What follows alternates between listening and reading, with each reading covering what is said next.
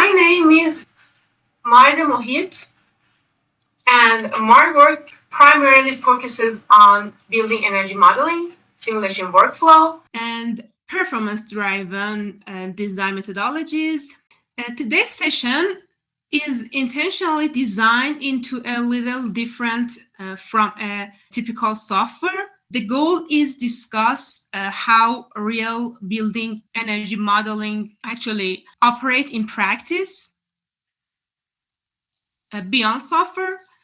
So throughout today's discussion, I would encourage you to think less about which software should I memorize and more about how do professional simulation workflows actually work. So with that, let's begin.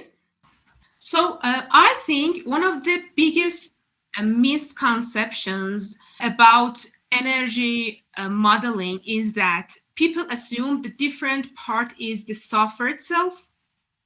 Most beginners enter the field believing that if I learn the software properly, I will become a good engineer, energy modeler.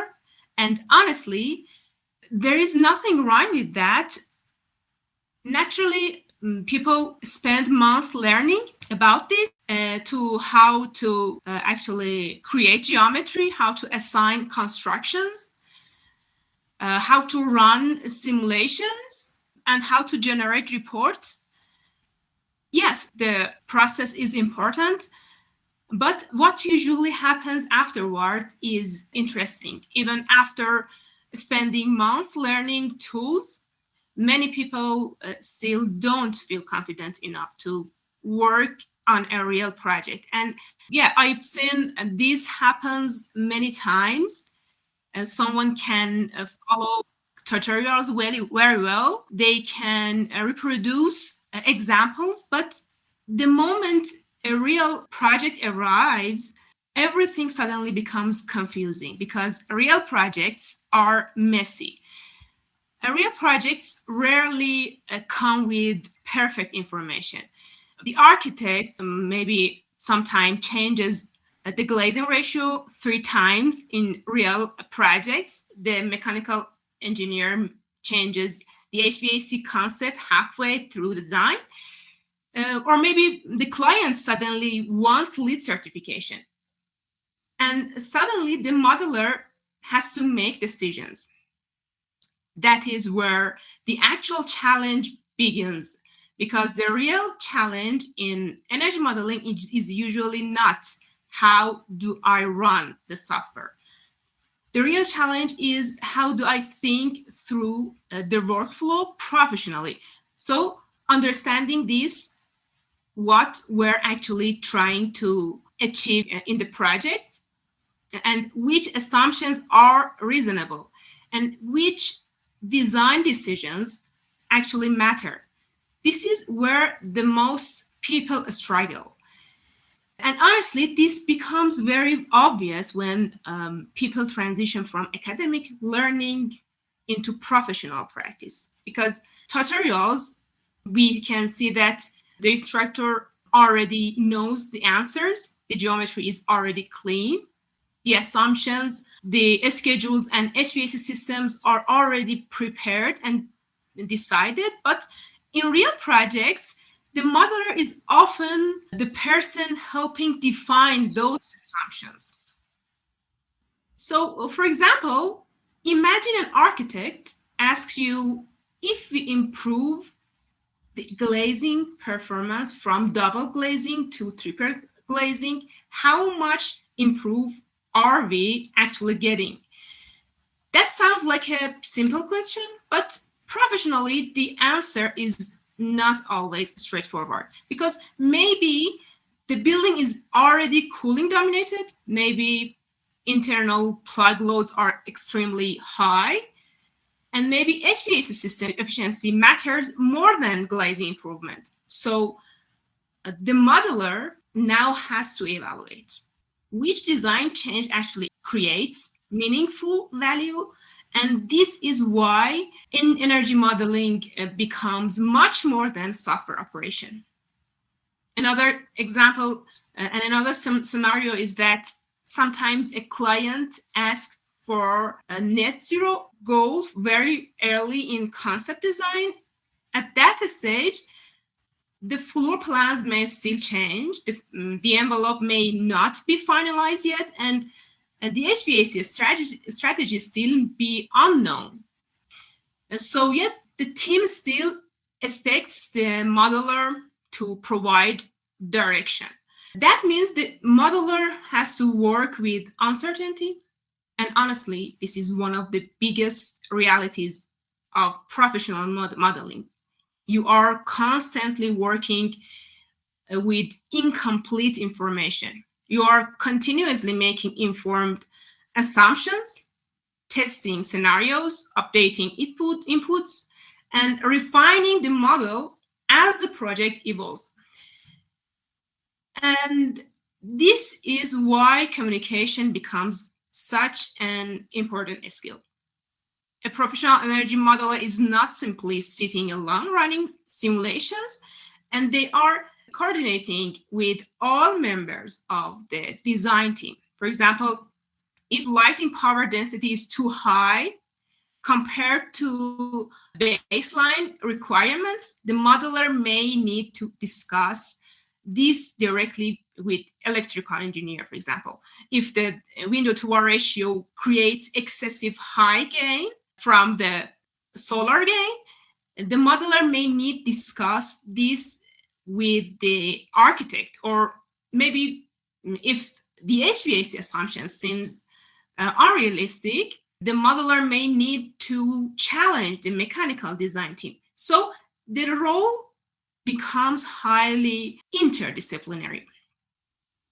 And yeah, honestly, this is exactly why people feel overwhelmed when they first enter the field, because most online learning resources are heavily software focused. You can easily find tutorials showing click here, model this geometry, run this simulation, but very few explain how professional workflows actually operate and how trade-offs and assumptions are evaluated, or how simulation results are communicated professionally. And this becomes especially important because simulation results themselves can misleading sometimes. For example, model may show significant energy saving, but we don't know if their savings are realistic. And we have some other questions like, did the baseline follow ASHRAE properly? These are operational in professional questions. And honestly, this is the difference between someone who knows software and someone who understands professional energy modeling methodology. Because we actually ultimately, clients and design teams are not paying for software buttons. They are paying for judgment. They are paying for our analysis, interpretations, and confidence. They are paying for helping projects make better decisions. And that transition from software user to professional design maker is where many people struggle. That is one of the biggest reasons I wanted to structure this course differently, because once the methodology becomes in some clearness, learning different tools becomes significantly easier afterwards. So what does a professional energy modeling workflow actually look like in practice? Because honestly, when people first enter the field, many assume the workflow is something like this. Okay, open software, build geometry, run simulation, and generate report. But the real projects rarely work like this. In professional practice, projects usually begin long before any simulation is actually run. And most of the time, the workflow begins with questions rather than software. Questions like, what is the project actually trying to achieve. And are we targeting code compliance or LEED certification or net zero performance? Or are we simply trying to support better decisions early in the process? And honestly, these questions completely change direction of the workflow because each objective creates a different modeling strategy. For example, maybe a code compliance model may focus heavily on baseline comparison rules and minimum requirements, but in earlier stage design optimization study may focus much more sensitivity analysis and rapid iterations. And sometimes in a net zero project may prioritize some renewable energy and electrification and load reduction and sometimes operational carbon performance. So one of the first realities of professional modeling is this: professional workflows are goal driven, not software driven.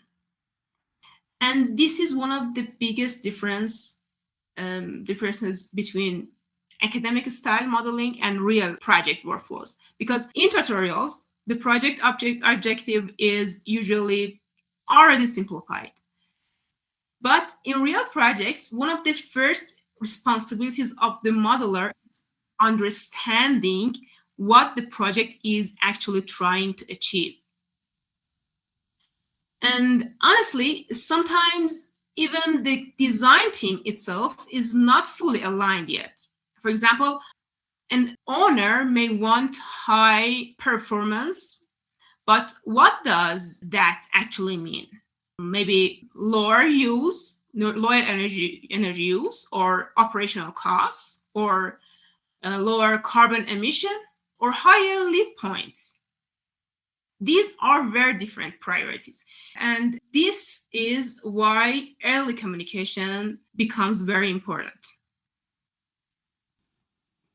And once the objectives become clear, the workflow usually starts early in the design process. Sometimes even during concept design, we start this process, and this stage is often highly uncertain. The building massing sometimes may still change in the project. Some changes in window to wall ratio may still be under discussion. Mechanical systems and envelope assemblies may not be finalized yet, and the actually design teams still wants answers for these questions. For example, how much glazing is too much for the project? Would rotating the building improve performance? And other questions like this: can we realistically reach the energy target? And this is where professional energy modeling becomes incredibly valuable, because at this stage, the modeler is not simply producing reports. The modeler is helping guide decisions. And honestly, this is why experienced modelers become extremely valuable modelers for the design team, because they help provide direction under uncertainty. Now, of course, working this early also means the modeler is often dealing with incomplete information. And this is one of the biggest realities people often underestimate about the profession. In fact, waiting for project perfect information usually means the project is already too late for meaningful optimization. So instead, professional modelers develop informed assumptions. For example, maybe the exact glazing specification is not finalized yet. The modeler may temporarily assume a realistic and reasonable SHGC or U value based on the project type and climate, or also maybe the HVAC still is undecided in the project. In this stage, the modeler may compare some systems like VRF, VAV systems, or heat pump options to understand relative performance impacts. And this is where workflow thinking becomes extremely important because the model is continuously evolving. During the project, you are not building this simulation once. You are progressively refining throughout the project lifecycle. And this is actually, as I said, a good modeler is never working in isolation. They are continuously coordinating with architects, mechanical engineers, electrical engineers, and envelope consultants, also sustainability teams, owners, and sometimes code reviewers and lead reviewers. And honestly, this is interdisciplinary communication is one of the actually most underestimated parts of the profession. For example, the architect may ask, if we improve the glazing specification, how much benefit are we actually getting in costs? That sounds a simple question, but the answer depends on many things, on climate, building orientation, internal loads, operating schedules, and HVAC behavior. Or maybe sometimes mechanical engineer asks, would upgrading the HVAC system create greater saving than improving wall insulations? Again, the answer depends on how the entire building systems interact each other. And this is one of the most important ideas in energy modeling because we see that buildings do not behave as isolated components. Everything interacts. Envelope decisions affect HVAC loads. Lighting affects cooling demands. And also ventilation strategies affect heating and cooling simultaneously. So professional workflows become a process of evaluating trade-offs. We're trying to understand which changes create meaningful.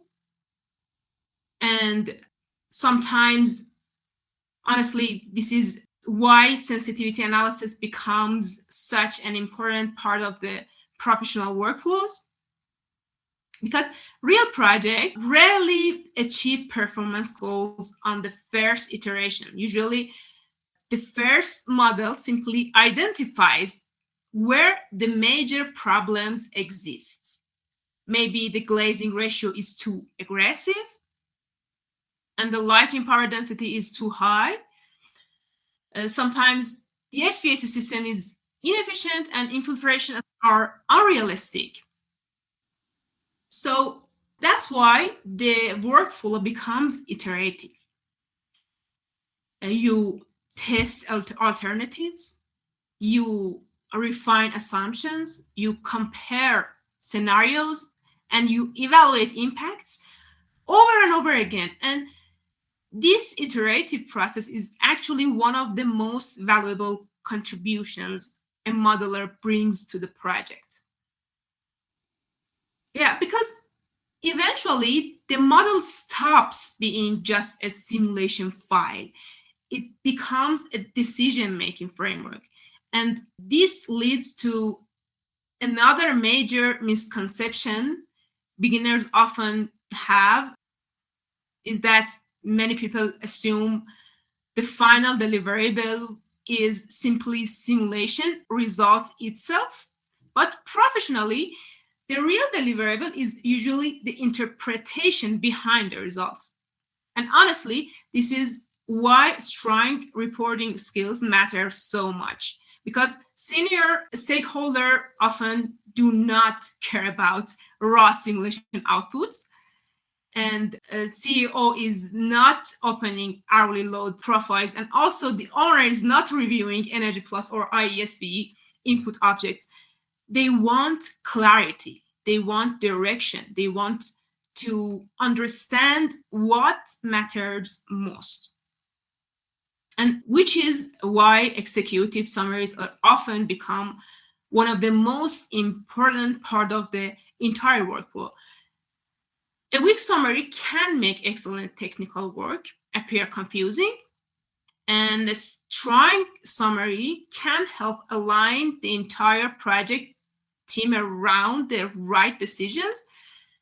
That is how professional workflows actually operate in practice. And honestly, once people begin understanding energy modeling from this perspective, the field starts becoming much more logical because they stop seeing modeling as running software and begin understanding it as a structured decision support process integrated into real building design.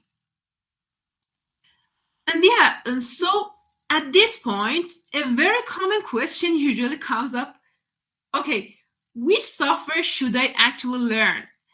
And honestly, this is exactly where many beginners become overwhelmed because the building performance industry contains so many different platforms.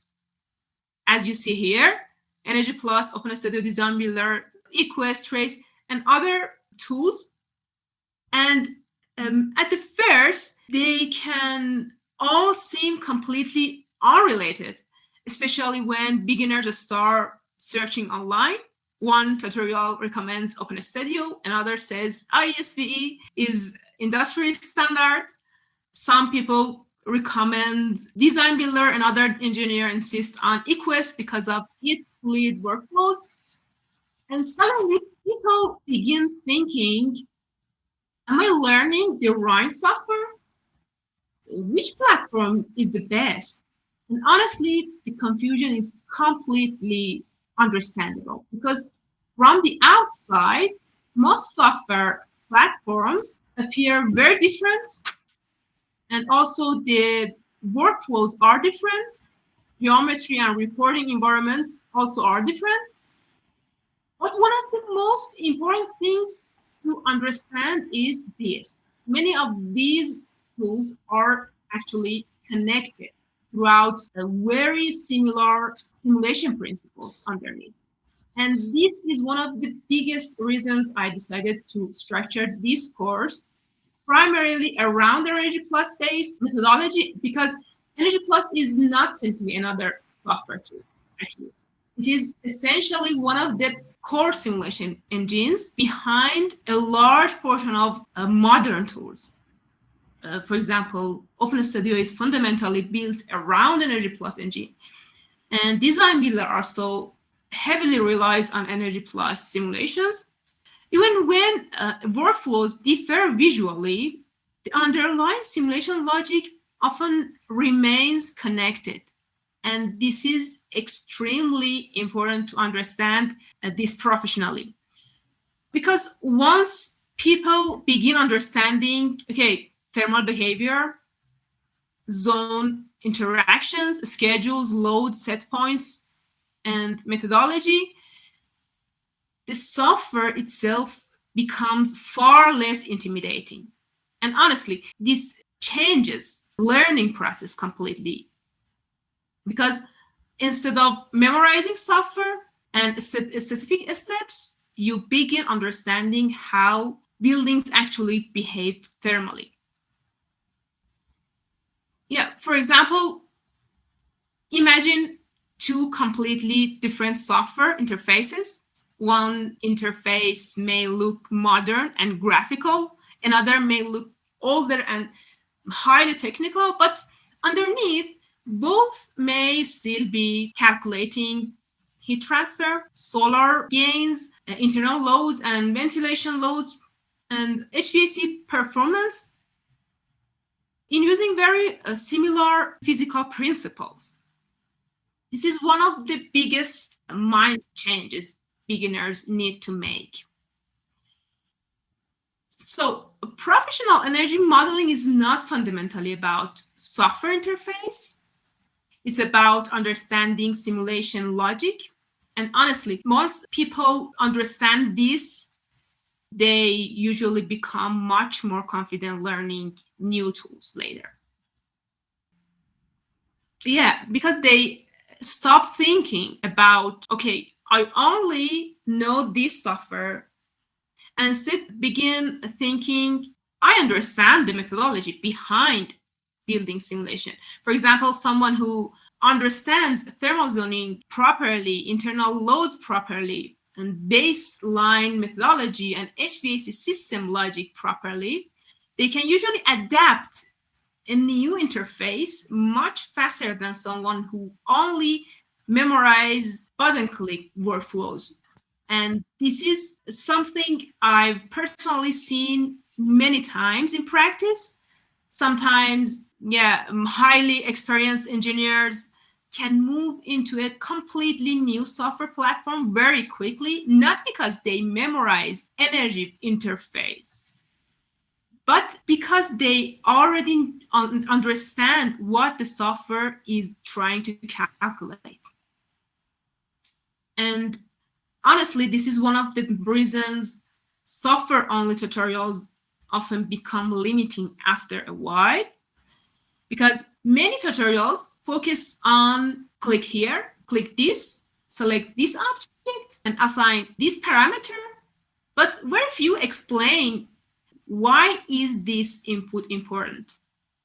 And what is this assumption affecting physically in the building? And these questions are actually the professional core of simulation work. For example, a beginner may enter occupancy schedules into the software simply because the tutorial says so. But professionally, occupancy schedules are critical because they directly affect internal gains, affect lighting loads, plug loads, ventilation demand, cooling peaks, and HVAC sizing. I want to say a small schedule assumption can significantly change annual energy results. And honestly, this is why understanding the methodology behind the software becomes so valuable, because eventually the interface itself becomes secondary. The real skill becomes understanding how buildings behave and how simulations interpret those behaviors. Because once the methodology becomes strong, translating into other commercial platforms later becomes significantly easier. For example, someone who understands baseline methodology, load calculations, simulation assumptions, and also HVAC concepts can usually adapt into many tools, ISV, design builder, etc. But the reverse is not always true. Sometimes someone who already memorized a software, a workflow may struggle when assumptions or project conditions change unexpectedly. And this is exactly why this cohort is intentionally structured around simulation thinking, workflow logic, and professional methodology first. The software environment matters. Of course it does. But ultimately, the real long-term value comes from understanding how building performance simulation actually works underneath the interface. Because once that foundation becomes strong, learning different tools becomes much more manageable. And yeah, let's wrap up this session in 3 pillars. Pillar 1, professional energy modeling does not begin with software. It begins with questions, goals, uncertainty, and decision making. And professional modelers learn how to think iteratively and evaluate assumptions. In Pillar 2, buildings are not isolated components. They are interconnected systems. And professional workflows require understanding interactions between systems in the building, trade-offs, and sensitivity, and how the system influence on each other under the real operation. The goal is not simply to run simulations, but to understand what building actually is doing. And pillar 3, professional value is not created by raw simulation outputs alone. It comes from interpretation, the ability to communicate findings and explain uncertainty and align teams around meaningful performance outputs. Because ultimately, energy modeling is a communication process as much as a technical one. So now we need to know that software skills are necessary, but not sufficient. Professional energy modeling is structured decision support process, which is integrated into real building design, and a transition is challenging, but understanding the methodology makes it actually achievable. Your judgment, your analysis, your communication are what clients truly value. And one of the biggest challenges in energy modeling today is that the industry is evolving much faster than many traditional learning resources. Projects are moving faster. Design teams impact on some decisions earlier in the process, and simulation is no longer something performed only at the end of design. Today, energy modeling is often influencing major project decisions from very early stages.